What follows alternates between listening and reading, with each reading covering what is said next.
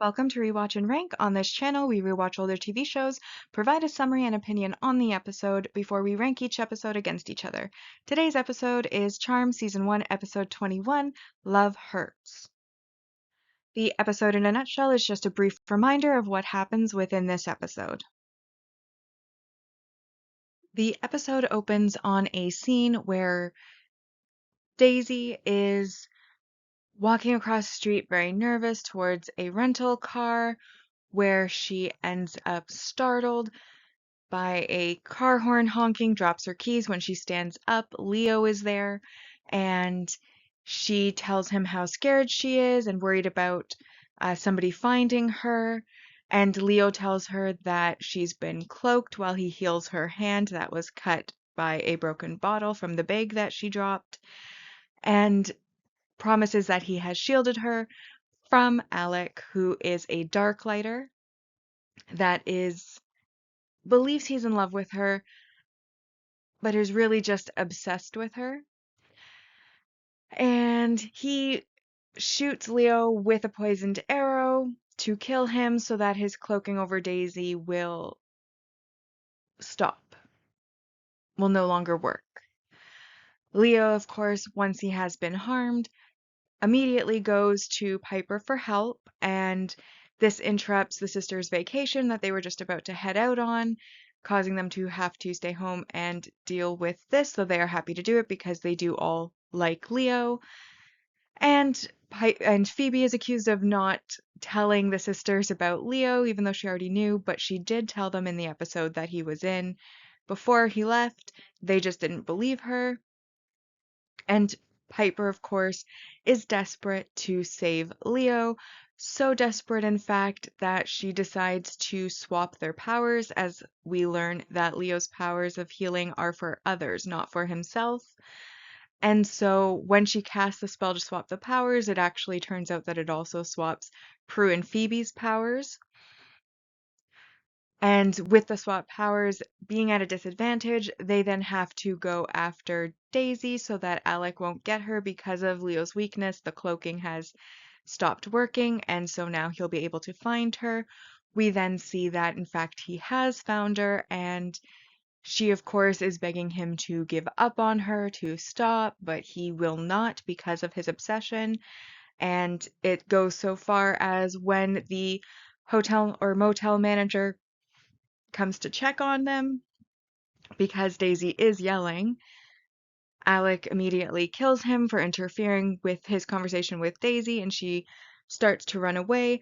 She then runs to a bus terminal to try to buy a ticket to go to a different town, still trying to run away. However, every interaction she has within the bus station, Alec has taken the place of whoever would normally do that. So when she's trying to buy the tickets, when she goes to security, he's the ticket seller, he's the security guard. And then, of course, Prue and Phoebe show up, and Prue is trying to make Phoebe angry because that is the trigger to her power. And she does succeed by bringing up an embarrassing history of Phoebe's back in high school when she was called Freebie. And all of the magazines on a nearby rack fly off. And then Prue gets a premonition, finds that she gets a head rush from it, earning essentially a new appreciation for what Phoebe sees, as up to this point her power has been, because it's more of a passive power, not an active power, hasn't been as appreciated as it should be, and she's starting to learn exactly what Phoebe goes through when she sees what she sees, having to sort through a lot of information that she sees very quickly. And anyways, that points her to the bathroom where Daisy is once again being cornered by Alec, who is trying to convince her still to give him a chance, to come back with him, to be his mate, to be his equal, so on and so forth. They rescue her, bring her back to the house. However, at this point, Piper basically says that Leo is gone. This, of course, scares Daisy. She wants to run again. Piper tells her not to dare because that will make Leo's sacrifice and life meaningless, and he specifically brought her for them to protect, so that is what they will do. And she goes back basically to cry beside Leo, whom she believes to be dead at first. until she admits that she did love him after all. And once she admits that she loves him, she finds out that love is the trigger to his powers. The healing power starts to work. Leo is saved, however, he is still weak. And while he is weak, Daisy is kidnapped by Alec. And because Phoebe doesn't have a full grasp of Prue's powers yet, he does end up getting away because instead of throwing him, she ends up making a chandelier fall down, essentially not really doing much. And so Leo, still being weak, has Piper keep his powers and sends for Daisy, where he has brought her to one of the local parks, so Piper is able to identify the location. And that's when Phoebe and Prue run off to go and save Daisy, and they manage to do so by Prue swapping powers with Alec and using his touch of death on him, and then quickly as he is being vanquished and actively dying, she switches the powers back real quick, and then Daisy is saved. She's very happy about that, and Phoebe and Prue return back. All of the powers are sorted out. Leo and Piper have their little goodbye moment talking about his history and how he once was a soldier in World War II, not so much a fighting soldier, but a medic who was healing a soldier, ended up dying. When he died, he was offered the opportunity to become a white lighter and help special people like Piper and also like Daisy, future white lighters. But he does say that he can become human for Piper so that they could be together. He can become human again. And at first, she's really happy about that. She says that's something she wants more than anything, but she does admit, of course, that that would then prevent him from his calling and helping other people, and so she lets him go. Phoebe and Prue, on the other hand, have gained a new appreciation for each other and their powers. How Phoebe's always wanted an active power, but then when she had it, she was feeling like it was an ill-fitting dress. And again, Prue, with the visions, has appreciated what Phoebe sees and what that means. And then they kind of make themselves a tropical drink at home because they missed out on their vacation to end off the episode. While all of this is going on, we have the Andy saga continuing. He's brought in by Internal Affairs after Daryl keeps trying to get him to tell him, like, what's going on, why are they investigating you? Andy will admit that it is to do with their unsolved cases, but is not really willing to speak more on that. And he eventually is called in for questioning by Inspectors Rodriguez and Anderson. And instead of giving up any information about Prue or anybody else, he instead hands in his gun and badge, as it's an automatic suspension when he refuses to cooperate with internal investigations or internal affairs. And that is basically where he ends up. He does help Prue find Daisy before he is suspended, using the police resources. And then we see nearer to we see him telling Prue about his suspension in a special spot in the park, which is like a tree swing that they used to go to in high school, which is like a little spot just for them, which is why he feels safe to tell her there. And then, of course, at the very end of the episode, we have Daryl coming to him and basically saying, "Tell me what's going on. I'm asking as your partner, not as like a fellow cop." Trying to be smart, trying to get the information because, Andy's been dancing around it. And Andy does, in fact, admit that he is covering for Prue, who has been connected to all of their unsolved cases. And he chooses a location with a train frequently going by, full of construction, to try to prevent any, like, eavesdropping equipment from working. And it does stop the equipment from working for Anderson. However, we then find out at the end of the episode that Rodriguez is a demon, and he kills his partner Anderson after he manages with his demon hearing to overhear Andy telling Daryl that he is covering for Prue Halliwell, which I imagine confirms for Rodriguez that they are the charmed ones and that he was looking for them, because otherwise it wouldn't matter. And that is where we end the episode on a bit of a cliffhanger. So now that I've finished rewatching the episode, I will then rank this episode on our 2 ranking lists. Reminder, the first is our mostly objective ranking list, which has no emotion involved, but does have bias and judgment that apply, and then the personal ranking, which is where the emotion applies, as well as my personal opinion on the episode.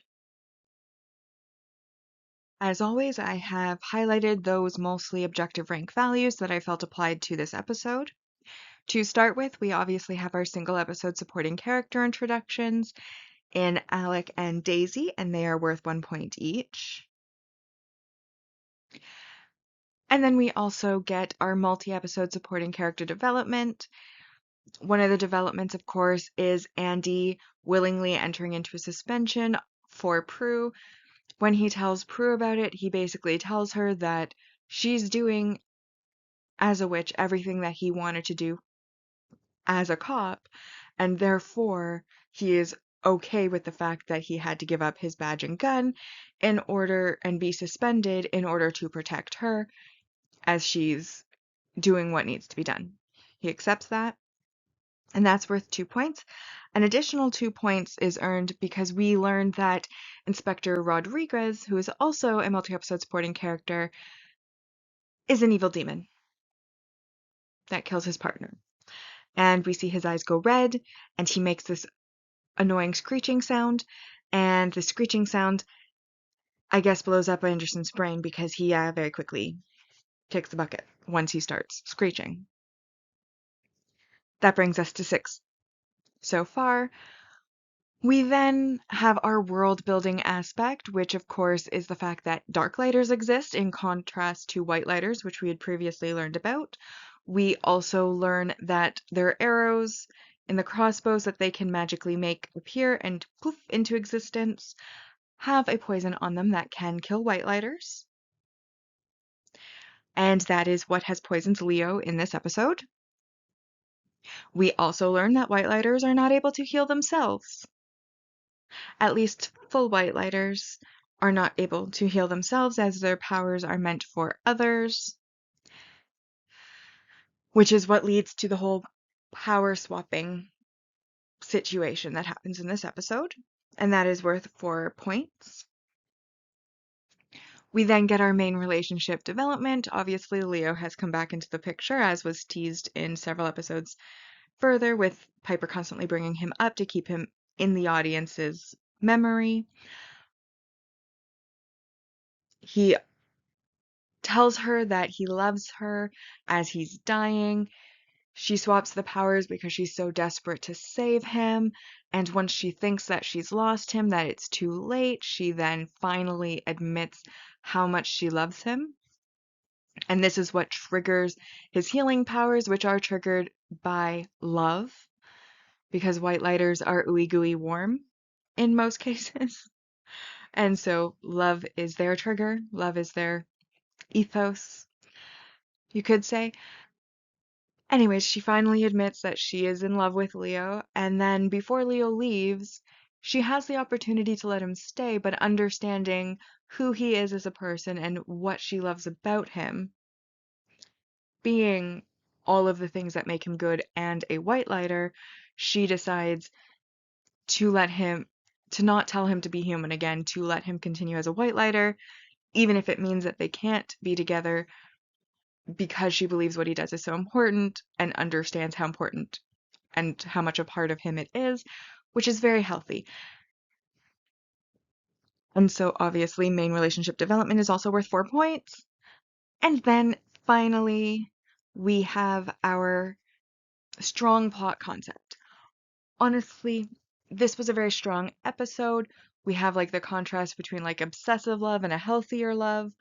We have all of the shenanigans that happen from all of the power swapping.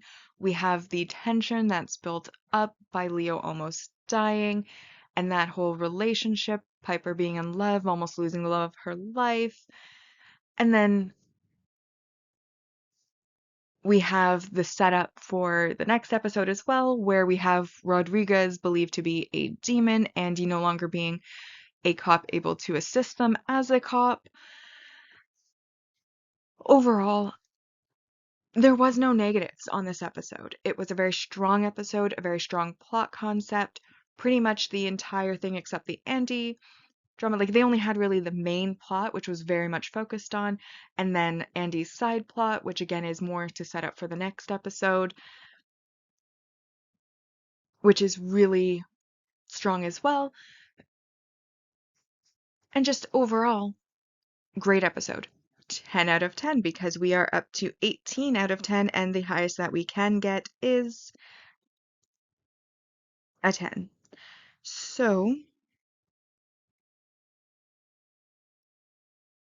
that now brings us to our season 1 rankings so far on the mostly objective ranking list. As always, when more than one episode has the same score on the mostly objective list, because it's objective, we can't really score within the same number category, and therefore it just falls into episode order when it has the same score. Therefore, our list so far is, in first place, Something Wicked This Way Comes, I've Got You Under My Skin, From Fear to Eternity, Is There a Boogie in the House, That 70s Show, that 70s episode, sorry. And then this episode falls into sixth place with Love Hurts, which also means that it is our sixth 10 out of 10 episode for the season, which is very impressive for any show. And then we have Wicca Envy, Secrets and Guys, When Bad Warlocks Turn Good, Out of Sight, Dead Man Dating, Feats of Clay, Dream Sorcerer, The Witch is Back, The Power of Two, Thank You for Not Morphing. In 17th, we have Which Proves It Anyway, The Truth is Out There and It Hurts, The Wendigo, The Wedding from Hell, and in last place is The Fourth Sister. So on the personal side of my ranking,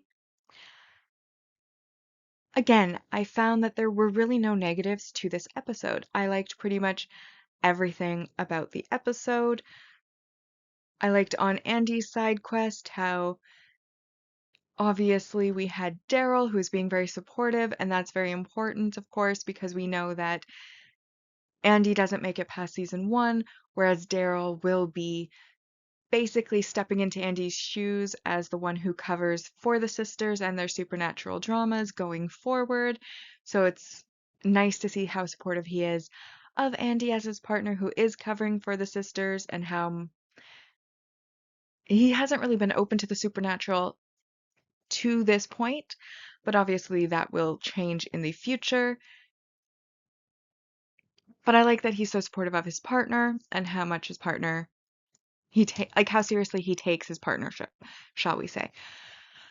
And then I also like how they kind of show the contrast in the two different types of love. You have your obsessive love that the Darklighter feels for Daisy. It's not really true love, it's an obsession that he is mistaking for love because, as Leo points out, Darklighters, they can't love. As Prue points out later, the trigger for a Darklighter's powers is hate, which he is very easily able to use against Daisy when he tries to kill her in the end because she won't return his obsession. So he wants to pretend it's love. It's not love, it's obsession that he has. And then you see Piper and Leo, who have that healthy love. I mean, they have trials, tribulations, they have their ups and downs throughout the series. But I feel like when they have their trials and tribulations, they deal with it in a mostly healthy manner a lot of the time, and they are the only couple that starts in season 1 that makes it all the way to season 8. So obviously a much healthier version of love, and a love that's going to last, and a love that is, at least as far as the series is concerned, a true love. So you can see that contrast between Piper and her love for Leo and Leo's love for her versus Alec and Daisy, Daisy who knows that it's not real love, Alec who thinks it's love but it's actually obsession. And I really, really enjoy that contrast between the two couples, highlighting those differences, especially again because Alec was able to almost kill Daisy. It's like if you truly love someone, you're not wanting them to be gone. And obviously his power is triggered by hate, and since he can use that power on Daisy, that would imply that he does hate her a little bit for not returning his love. So again, it cannot be real love in that case. And then, there's the comedic bits where they are, because they've swapped powers, like when Phoebe gets angry, all the magazines fly off. When they go into the bathroom at first to try to save Daisy, Phoebe uses the powers there, and she instead of sending Alec flying, she instead turns on all the soap dispensers and the taps in the bathroom, and even Alec himself, like the actor, has to break character and laugh at her because it's genuinely a funny moment. And then of course she does get angry, send Alec flying enough that he drops the crossbow he was about to use on them, which allows Prue to pick it up and attempt to shoot him, and he of course dark orbs away so that they can bring Daisy back to their house. And then of course there's when Daisy is being kidnapped, Phoebe again tries to use Prue's power, but ends up crashing the chandelier instead. We also get a cute little Kit the cat scene where Kit jumps onto the table and Phoebe tells her to get off the table and sends a lamp flying into the wall, which Prue had just had a premonition to see when Piper first swaps their powers.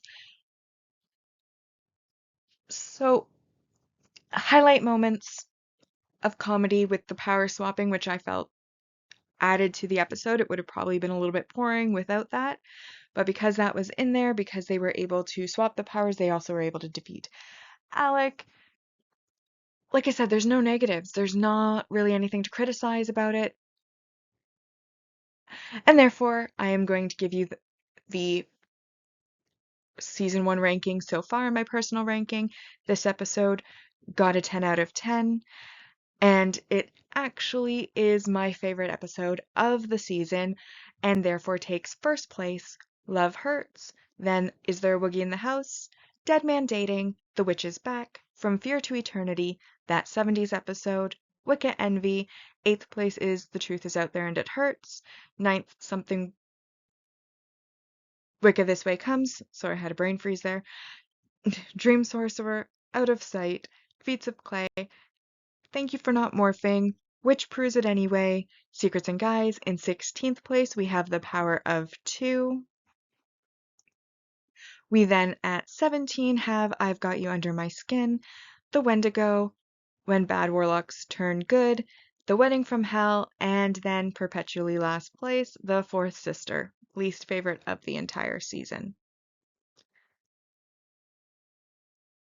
Now we've come to our final segment of the video, which is of course the series ranking so far, where we total up all of the scores from each episode in order to, once we've watched all of the episodes in the season, score the season overall, which we will then rank each of the seasons against each other based on that score. And so with an addition of 10 for the mostly objective ranking, we are now at 151 out of 220. And then on the personal ranking side, we are now at a total of 136 out of 220. And with that, we've now rewatched and ranked Charmed Season 1, Episode 21, Love Hurts. Like and subscribe if you'd like to, and I'll see you in the next episode.